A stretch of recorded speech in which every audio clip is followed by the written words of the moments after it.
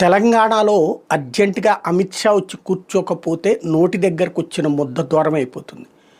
రాజాసింగ్ అలగటం, అతని పార్టీ నుండి సస్పెండ్ అంటే రాజీనామా చేస్తే ఆమోదించేయడం జరిగిపోయింది. అది హిందుత్వవాదులకు ఓ పెద్ద ఆగ్రహం, ఆవేదన అయింది.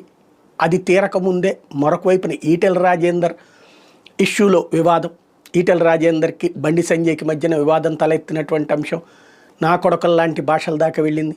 బట్ అది పరిష్కరించే ప్రయత్నం చేయలేదు. రామచంద్రరావు గారు ఏదో పార్టీ యాక్టివిటీ చేసుకుంటూ వెళ్ళిపోతే కుదరదు. అగ్రనేతల మధ్యన సయోధ్య కుదరాలి. ఆ సయోధ్య కుదరకపోతే ఎట్లుంటుందో తాజాగా కొండా విశ్వేశ్వరరెడ్డి భారతీయ జనతా పార్టీ తరఫున 8 మంది ఎంపీలు గెలిస్తే తెలంగాణలో ఆయన కూడా ఒకరు.